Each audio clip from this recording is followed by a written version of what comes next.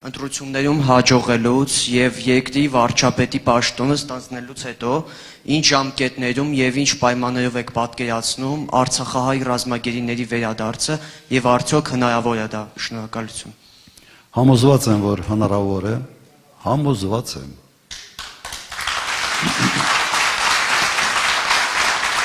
Համոզված եմ նաև, որ այս իշխանությունը դրանով չի զբաղվում։ Դուք իրենք ասում են, չէ, մենք ինչ էին ասում։ Ասում են, մենք զբաղվում ենք, բայց սա նուրբ թեմա է, լավ է դրա մասին չխոսանք,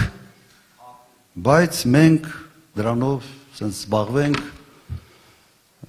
լռությամբ, այսպես ասենք։ Երեք ինչ որ ասեց արցախցիների մասին, մեկ բանի վկայություն է, ոչ թե չեն զբաղվում, այլ ուզում եմ, որ նրանք այնտեղ մնան, որ հանկարծ հեղինակություն ունեցող մարդիկ չհայտնվեն այստեղ և չփորձեն միավորել նաև արտագաղթած մարդանց ինչ-ինչ նպատակների համար։ Սա է նպատակ։ Պետք է զբաղվել։ Օրինակ, ամոթալի էր, որ նախագիծը ստորագրելուց, օրինակ, այդ խաղաղություն կոչված, որը խաղաղություն չի, նույնիսկ այդ թեման չկար։ Թեման չկար։ Իրենք պետք է դա նախապայման դնեին, ասեին, լավ, մենք գալիս ենք, օրինակ, կարային չէ շատ հանգիստ ասեն, գալիս ենք Վաշինգտոն, մի բան պիտի ստորագրենք։ Դժվար է, մենք դրա պատասխանը պիտի տանք, մարդիկ մեզ հարցնելու են։ Լավ, գոնե մի քանի օգու բաց թողեք։